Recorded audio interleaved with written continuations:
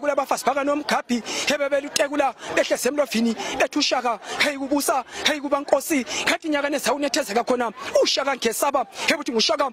kwakuyinkosi yasemashobeni inkomo ekhale emthonjaneni izizwe zonke sizwile ukulila iswe udunjwa osoyengweni heyo yaziwa umancengeza ngoba kakhali iyayaziwa ngamantunga wasokhumalo intete egolwe ngantisa mkhonto ngoba ngamalandela umlilo othathe kamjokwane umlilo othathe ubuhangu ushisa isikhova zasedlebe kwaye kwashane zasemabedlane ungezwa bethi valela